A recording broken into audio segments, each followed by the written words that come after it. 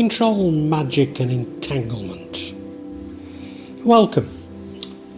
Those of you who follow my channel regularly will be aware that I returned to the UK to meet with my mother before she died. I can't say that it was easy for me, and I did face many difficulties. First of all, difficulties in getting to the UK, difficulties with my relatives, difficulties in arranging the funeral and executive tour to my parents' estate.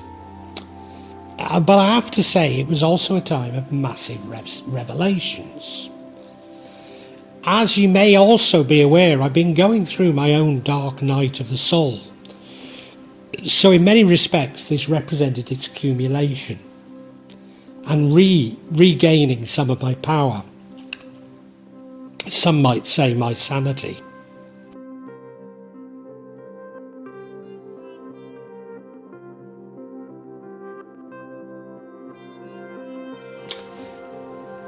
Entanglement. I've previously talked about how we're all connected via an energy. And maybe its simplest manifestation, and one that can be readily comprehended, is that of telepathy.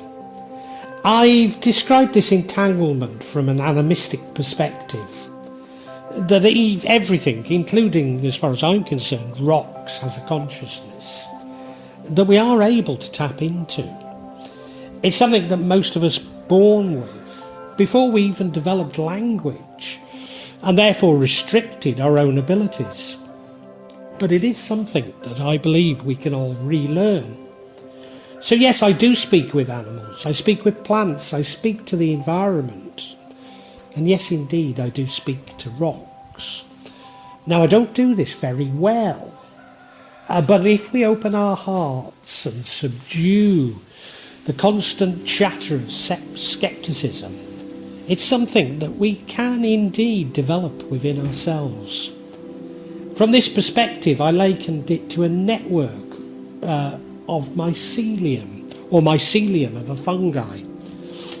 But maybe this emphasises the importance of individual fungi, i.e. the individual, too much, as the key to achieving this is in suppressing the ego and therefore the self. Rather strangely, the concept of quantum entanglement appears to support at least some of these beliefs. I've argued that during the Big Bang we were all packed very tightly together, with all matter in this very small compact unit. But ever since we've been moving apart as the universe expands. That we can still use this energy and entanglement and tap into it, and it should therefore come as no real surprise. However, recent events from the Howard telescope are casting some doubt on this Big Bang theory. I don't think this so much questions quantum entanglement, only some of the hypotheses as to why it should be. But then I've also argued that time itself is a human construct or constraint. So without time there's no causality. Without time the future can indeed influence the past and the present, because they're all concurrent. So maybe this telepathy is much about our knowledge of the future, i.e. divination, as an entanglement. To be honest, really all this is unimportant. And it's enough for my argument simply to accept that in some way we're all connected.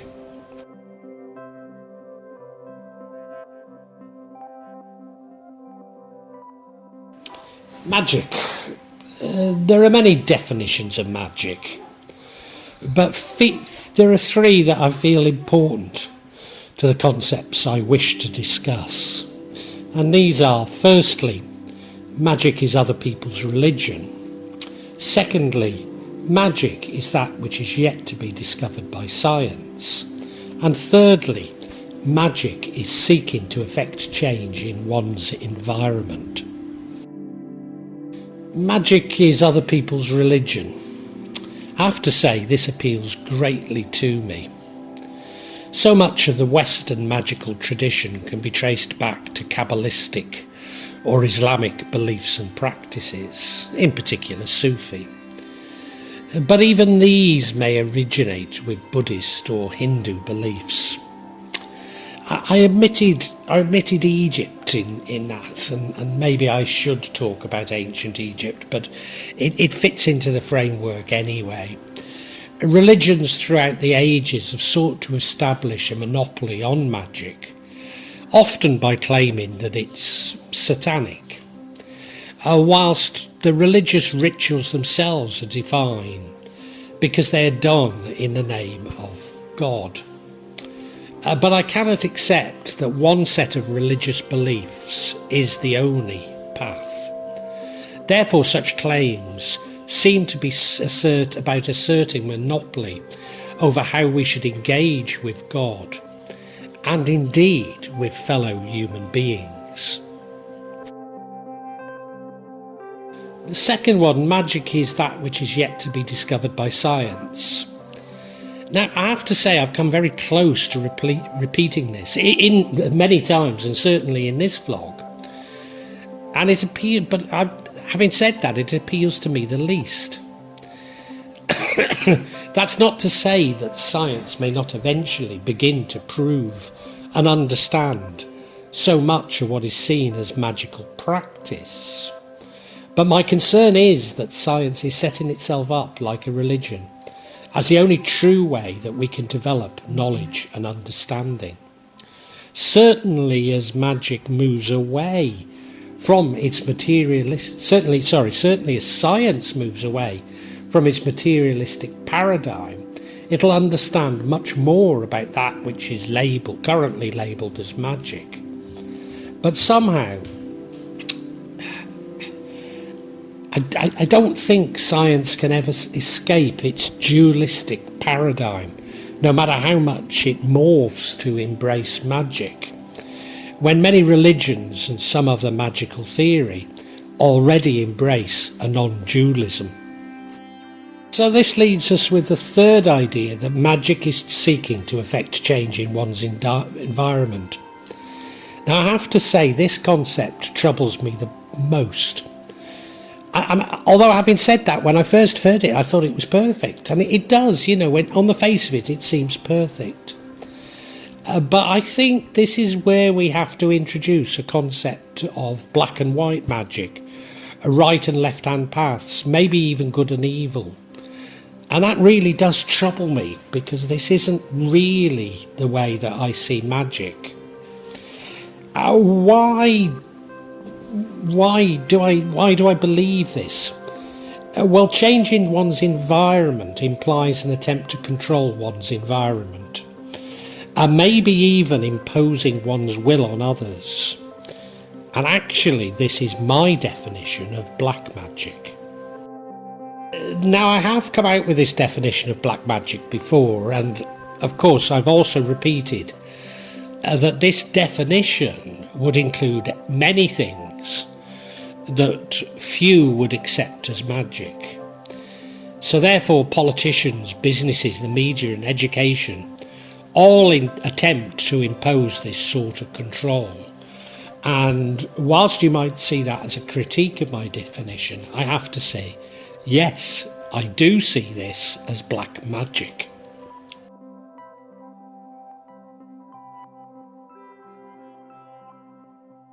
Control. Well, this brings me to my visit to the UK, and you'll probably be wondering, how on earth am I going to square this? Well, you see, my mother was dying, and a doctor, her carers, and my relatives wanted me back in the UK before she died.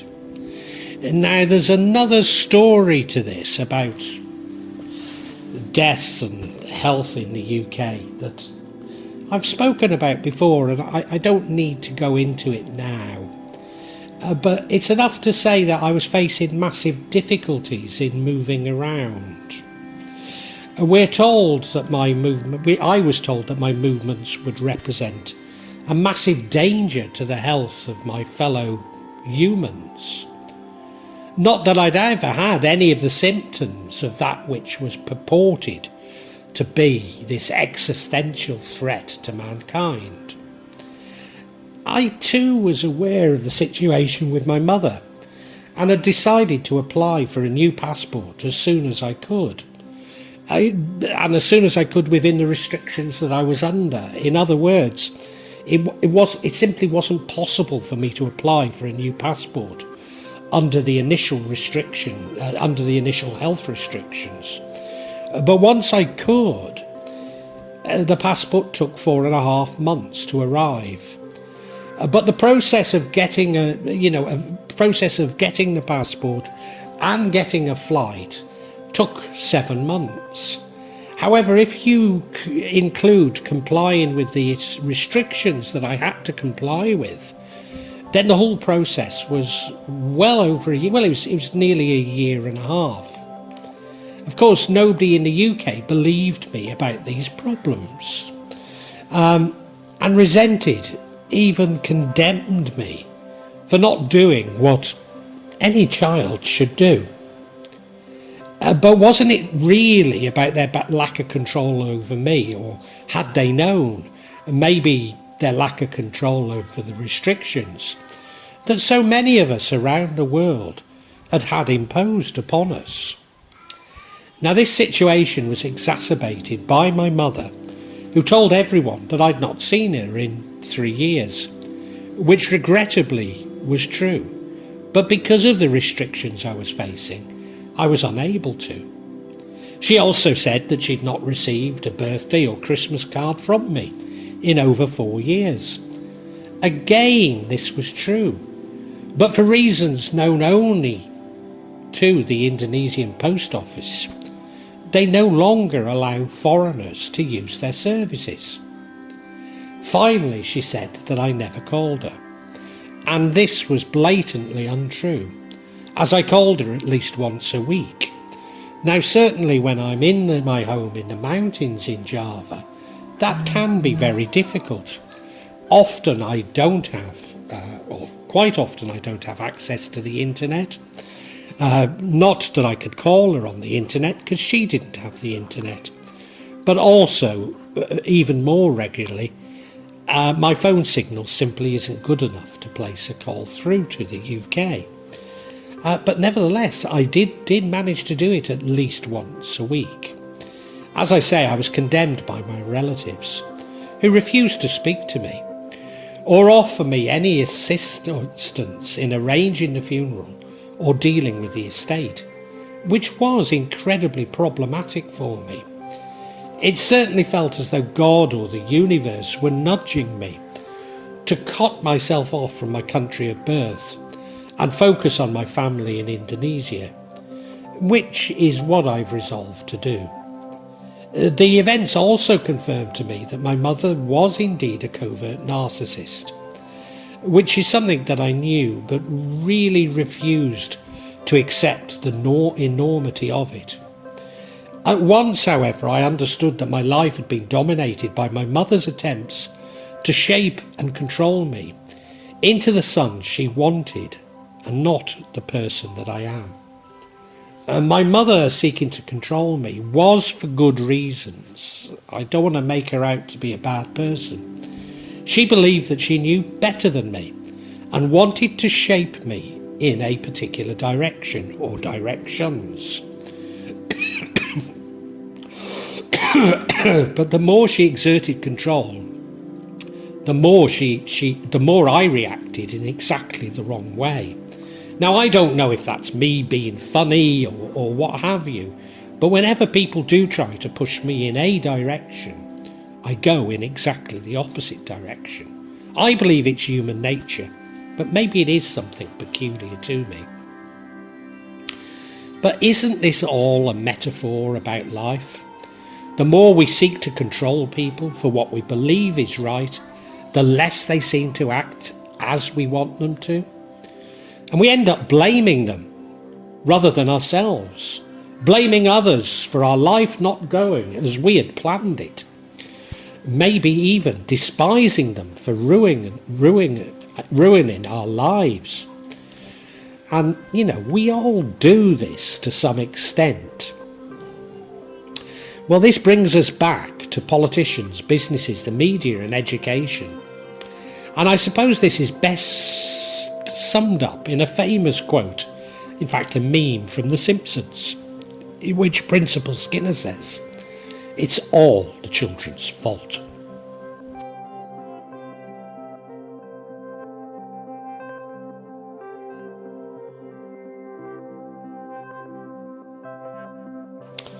Submission. I'm coming to realise, and I've spoken about it before, that we should not seek to control our environment, but to submit to it.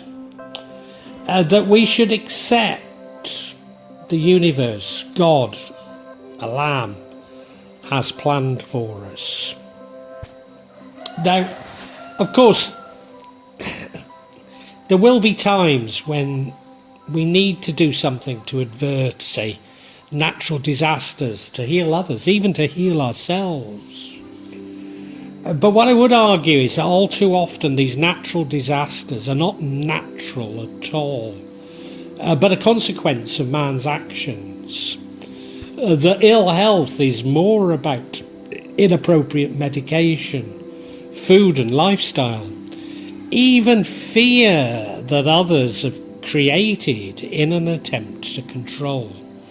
So I suppose what I'm saying is that we should seek to have as limited negative impact on our environment, on our fellow man, on what God has created as is possible. And that includes us not imposing our view of what is right and our view of what is good on others and on the environment. So I think we should seek to minimise our impact as much as we possibly can. Now, of course, we all believe that what we do or what we did for good reasons. We might even talk about the public good or the good of humanity, the interests of the majority you might even, or the community you might even hear politicians saying. But always ultimately these are subjective justifications. And it's these subjective justifications that I believe we're going to be forced on to meet our Maker. So it's my view that when I meet Allah, I will have to account for all my actions. And a big spotlight will be shone in my face, if you like, because He knows the real reasons why we did things.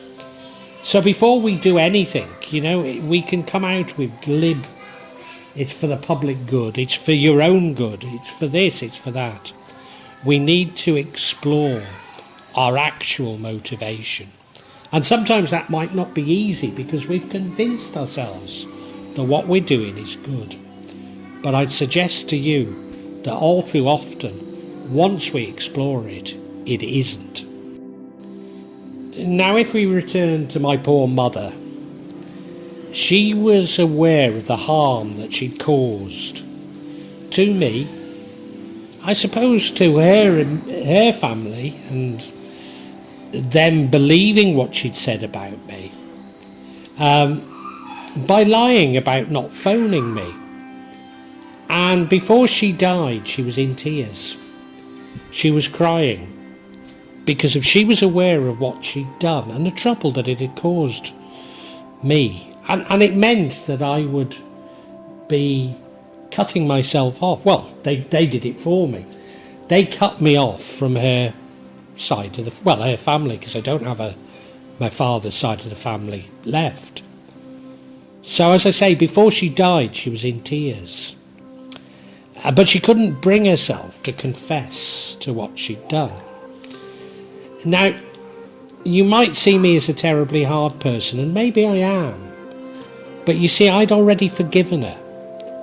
I already loved her unreservedly. But she was fearful that maybe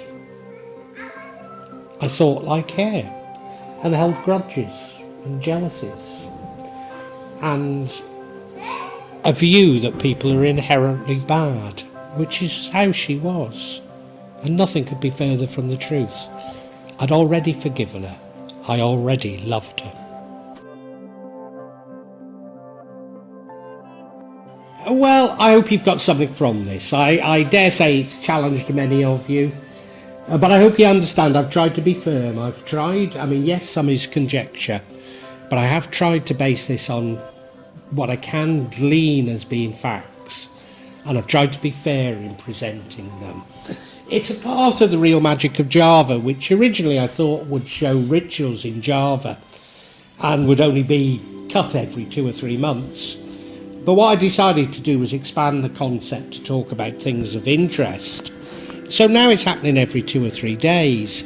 So if you have enjoyed this, or at least got something from it, if you can pass a comment and hit the like button, and if you've really enjoyed it, if you could subscribe to my channel, hit the bell and you'll get future notifications. And what I want to do is thank you so much in anticipation for that.